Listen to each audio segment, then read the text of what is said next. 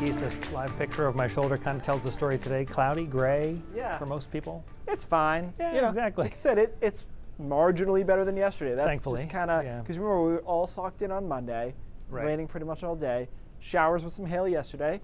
Now today, just normal showers with clouds. So it's a very slow progression. And you can see we did start with quite a bit of sun over southern Maine, but we just, that hole closed up in the cloud cover, and we've got this upper level low still off to our north and east, providing instability, and there's still some showers out there. Now, this radar looks a lot worse than it really is. I think we're just looking at a couple of sprinkles here. Sometimes the radar gets a little hot in these scenarios, showing more precipitation than is actually reaching the ground. But there are some sprinkles out there, and a couple of snowflakes even into the mountains where it was below freezing this morning, so cold enough for some wet, ineffectual snowflakes. Current temperatures, they're fine. 40s, upper 40s. You can see how cold it is aloft, by the way. Look at Mount Washington, 16 degrees. So that's where we got the hail from yesterday. It was so cold just aloft in the atmosphere.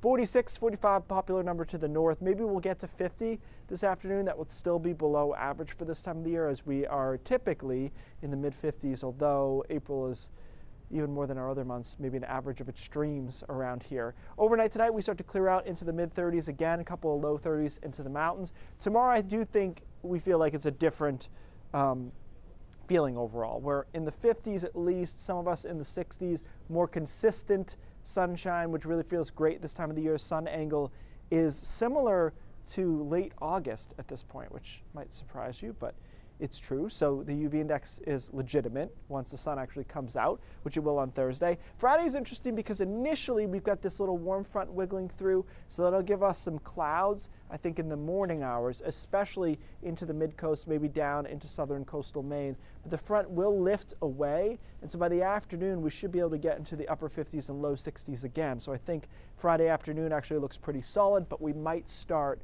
with some more clouds Friday morning before this front lifts out of here. And then the weekend is okay. There's going to be a lot of clouds all around on Saturday as the system approaches, but we're able to stay dry on Saturday. It's just not a blockbuster day in the 50s. And then Sunday, it kind of depends where you are. The farther west you are, the better chance you have of seeing showers during the day on Sunday. So you can see this Sunday morning, New Hampshire, even far western Maine starting to see showers, and we get into those showers through the middle of the day from the mid-coast on west. But if you're in down east Maine and central northern Maine, it's not until late afternoon showers and rain move in. That continues into Monday, and our overall pattern is just, it's not good. It's not good. It's a big blocked up pattern through the end of April, probably the beginning of May. I was going to say March, beginning of May. That's how excited I am about this pattern, Brian. You can tell. But it's a negative NOA block. It's not good. It's going to be,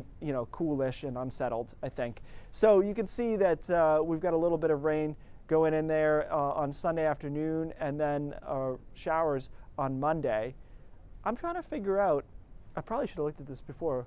What do we think? Oh, rain south to north. Okay, so the morning team does this 7-day, and I was like, what does that mean? Yes, from south to north, that makes sense, which we just talked about. Weather stuff. Yeah. Right. I'm like I said, this pattern is, the last week we had, I think it's going to be a little bit before we repeat that. It'll be a while. All right, Keith, thanks so much.